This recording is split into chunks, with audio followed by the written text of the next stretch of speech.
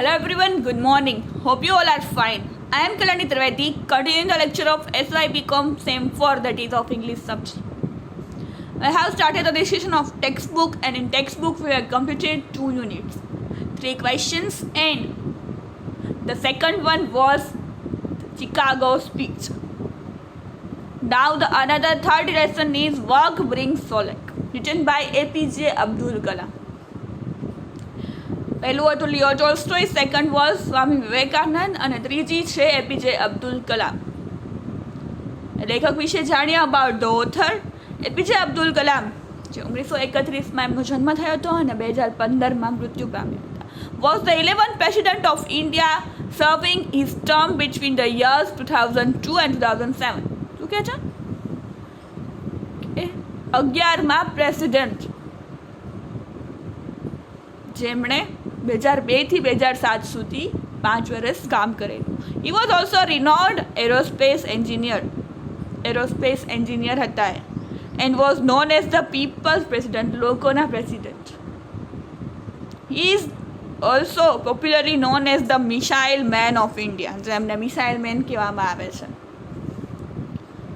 Four his significant contributions to launching a missile project in India, કેમ કે એમણે સફળતાપૂર્વક મિસાઇલ પ્રોજેક્ટ ઇન્ડિયામાં ભારતમાં કર્યો હતો, એટલા માટે એને મિસાઇલ મેન ઓફ ઇન્ડિયા કહેવામાં આવે છે. He is considered a progressive mentor, innovator and visionary for India. એક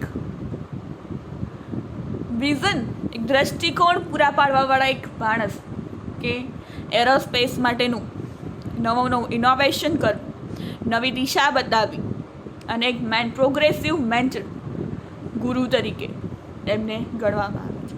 હી has been conferred numerous awards including the Padma Bhushan and the Bharat Ratna. એમને ઘણા બધા એવોર્ડ્સ મળ્યા છે, જેમાં પદ્મભૂષણ અને ભારત રત્ન સૌથી મોટા એવોર્ડ્સ છે.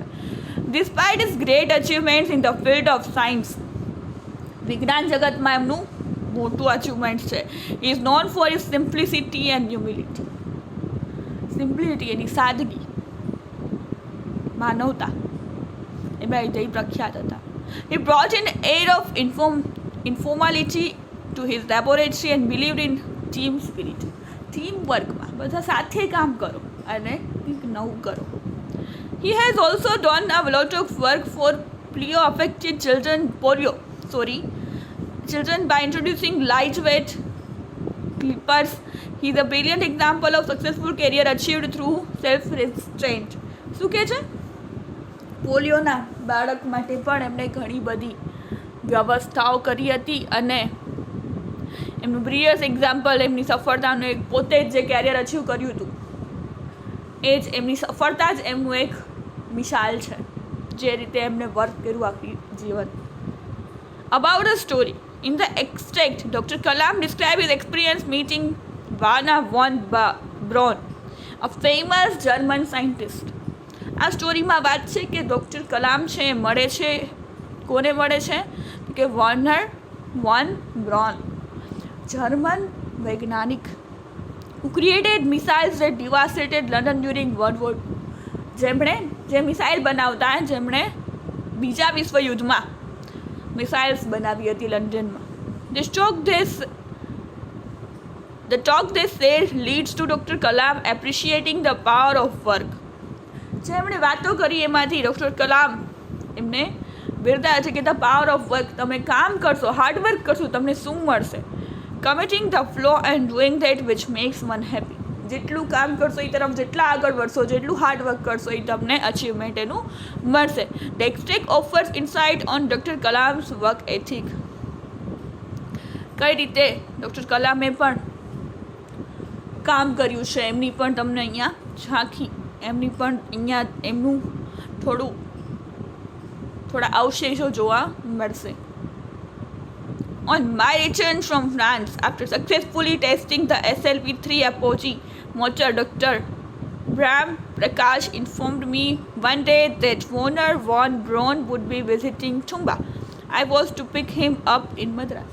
શું કહે છે કે એક દિવસ જ્યારે હું ફ્રાન્સથી પાછો આવ્યો ત્યારે સક્સેસફુલી SLV-3નું સફળતાપૂર્વક લોન્ચ ટેસ્ટિંગ કરીને ડૉક્ટર બ્રેમ પ્રકાશ મને કીધું કે એક દિવસ વેનર વોન બ્રોન છે અહીંયા થુંબામાં વિઝિટ કરવાના છે અને મારે એમને મદ્રાસથી પિકઅપ કર. Everybody working in rocketry knows of von born.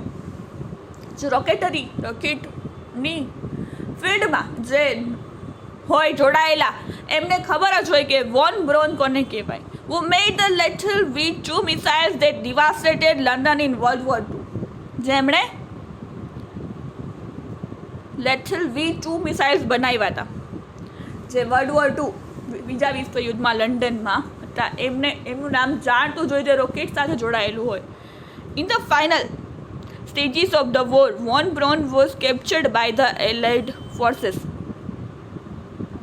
At the last stage, છેલ્લા સ્ટેજમાં વોન બ્રોન હતા એ એલાઇડ ફોર્સીસ દ્વારા પકડી લેવામાં આવ્યા. As a tribute to his genius von Braun was given a top position in the rocketry program at NASA. નાસામાં એમનું જે કામ હતું એના લીધે એમના જીનિયસના લીધે એમને એક રોકેટરી પ્રોગ્રામના ટોપ પોઝિશન આપવામાં આવી નાસામાં, નેશનલ એરોસ્પેટિક space administration. Working for the US Army, von Braun produced the landmark Jupiter missile, which was the first IRBM with 3,000 km range. Okay છે, US આર્મી સાથે કામ કર્યું ત્યારે એમણે જુપિટર મિસાઇલ બનાવી જે ફર્સ્ટ IRBM 3,000 કિલોમીટરની રેન્જ સુધી જઈ શકે. The V2 missile was by far the greatest single achievement in the history of rockets and missile.